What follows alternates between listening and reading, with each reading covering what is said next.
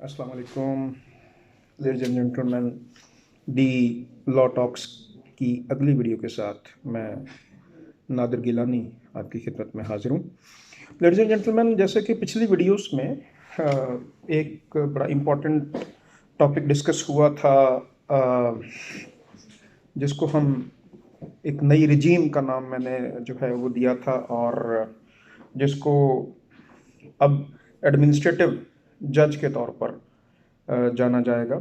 मैं यहाँ पे अब उसका जो मेन फंक्शन है, एक ऐसा फंक्शन कि जो कि पहले से किताबों में तो मौजूद था, लेकिन अनफॉर्चुनेटली वो अपनी पूरी जिसे हम कहते हैं इफ़ेक्टिवनेस के साथ वो प्रोसीजर में इम्प्लीमेंट नहीं हो रहा था अदालतों में।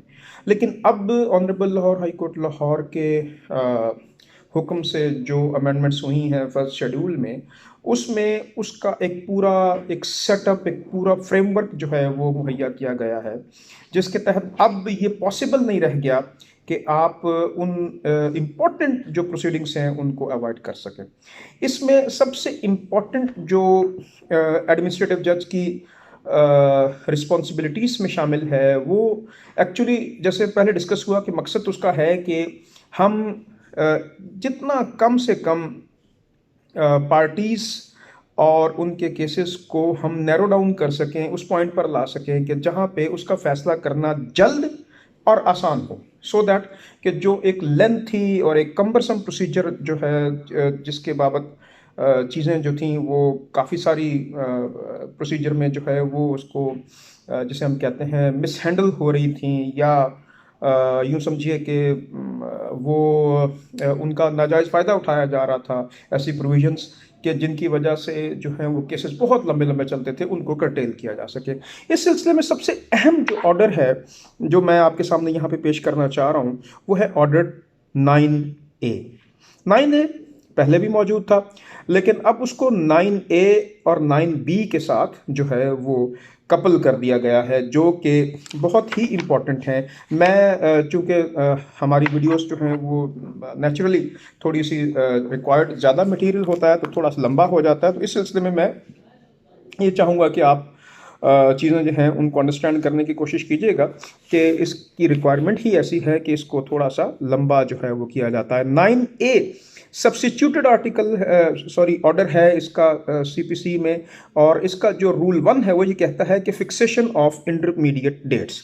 इंटरमीडिएट डेट का कॉन्सेप्ट ऑलरेडी मौजूद है सीपीसी में, लेकिन इतनी तफसील के साथ और इतने जिसे हम कहते हैं ना पीनल प्रोविजंस के साथ और इतने शद्दोमत के साथ पहले से मौजूद नहीं था। अब इसको honourable Lahore high court Lahore ने इसको फुली तौर पर जो है वो फंक्शनल किया है। मैं इसको पढ़ता हूँ। इसका जो रूल 1 का सब रूल 1 है कि after the close of pleadings the court shell fix a day for examination of the parties under order 10, b a day for discovery and inspection under order 9, and c a day for its proceedings under order 12. इसका सब rule 2 है, the court में grant a maximum adjournment of 3 days for completion of each proceedings mentioned in the sub rule 1 and shall keep a full and the complete record of these proceedings in form 13 in appendix C. इस बाबत जो form 13 है, जो कि appendix में दिया गया है इस कानून के, उसको देखना बहुत ज़रूरी है। हम उस पर इंशाल्लाह एक अलग से एक पूरी वीडियो बनाएंगे। फिलवक्त ये एक ऐसा फॉर्म है कि जो कि आप यूँ समझिए कि कोर्ट की मदद करेगा जो केस है पार्टीज़ का, उसको नैरो डाउन करने में और उन इम्पॉर्टेंट और real issues of facts and law पर पहुंचने के लिए कि जिसका फैसला किया जाना एज पर जो रिक्वायर्ड एविडेंस है वो आसान होगा कानून अदालत के लिए। अच्छा जी, इसका सब रूल 3 है, it shall be the duty of the court to take proceedings under order 10, 11 and 12 and to satisfy itself that the parties go to trial for precise and exact, बहुत इंपॉर्टेंट बात है, to precise and exact issue of law and facts they are at variance with each other। मकसद इसका क्या है? इस सारी proceedings का जो आगे चल के जिसको मैं डिस्कस करूंगा इंशाल्लाह अगली वीडियोस में, अलग अलग से इंटेरोगेटरीज किसे कहते हैं, और जो है आपका जिसे हम कहते हैं डिस्कवरी, वो क्या होता है। इन दोनों पर अलग अलग से मैं वीडियो बनाऊंगा। तो सबसे पहले वो कहता है कि इसका मकसद है कि एग्जैक्ट इश्यूज पर प्रिसाइसली पहुंचा जाए कि जिन इश्यूज पर फैसला किया जाना ज़रूरी है, और लायानी और जिसे हम कहते हैं कि ट्रिवियल या जो इररिलेवेंट बातें हैं उनसे बच के निकला जाए। Number 4, while taking proceedings under order 10, 11 and 12, the court having regard to the facts and circumstances of the case shall carefully determine the possibility of the alternate dispute resolution method, and when so warranted adopt such a method in accordance with section 89A। section 89A already मौजूद है, जो कि ADR alternate dispute resolution की तरफ हमारी रहनुमाई करता है। यहाँ पे जो कॉन्सेप्ट था एडीआर का, जो पहले से पॉलिसी का हिस्सा था, अब उसको कानून का हिस्सा बना दिया गया है।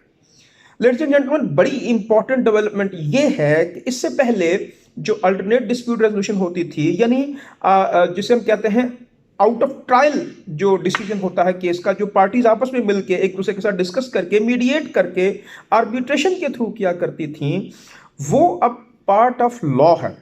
यानी अब उसको दरअसल किया जाना कानून के तहत हर अदालत के लिए जरूरी है।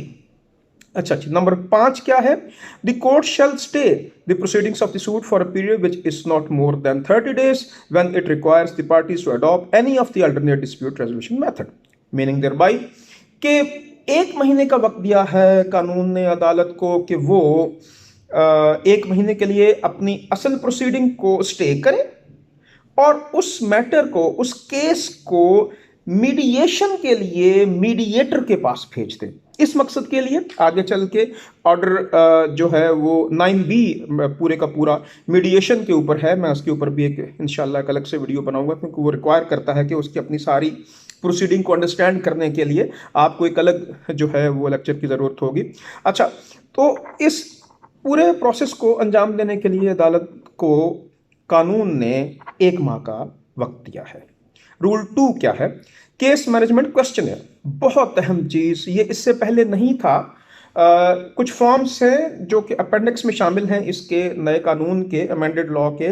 इसमें फॉर्म 13 है, फॉर्म 14 है और फॉर्म 15 है।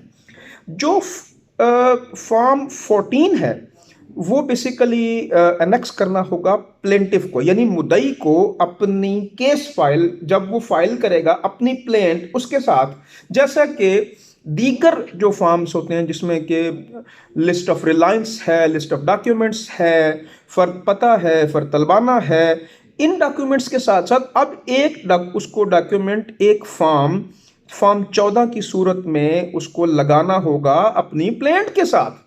वो क्या है उस पर इंशाल्लाह नेक्स्ट इस पर मैं रोशनी डालूंगा।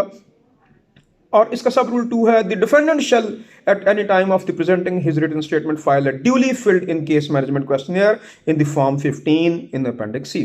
अपेंडिक्स सी में फॉर्म 15 की तरफ जो है वो रहनुमाई की गई है। फॉर्म 15 दिया गया है, दरअसल फॉर्म 15 को फिल करके इसके जवाब में डिफेंडेंट जो है वो फाइल करेगा अपना रिटर्न स्टेटमेंट, यानी अपना जवाब दावा, और उसके साथ वो अपना फॉर्म 15 भी फिलअप करके शामिल करेगा। ख़वातीन व हज़रात, इसके अलावा एक फॉर्म 13 है, फॉर्म 13, वो भी अपेंडिक्स सी में शामिल है। वो दोनों पार्टीज़ को सबमिट करना होगा, और वो दरअसल एक ऐसा क्वेश्चनियर है, एक ऐसा फॉर्म है कि जो नैरो डाउन करेगा इश्यूज़ को, क्या कि असल इशू है क्या, कौन सा क्लेम एक पार्टी का दूसरी पार्टी तस्लीम कर रही है, कौन सा क्लेम डिनाई कर रही है, और अदालत के पास कौन से रियल इश्यूज निकल के सामने आए हैं कि जिनके ऊपर अदालत को फैसला करना है।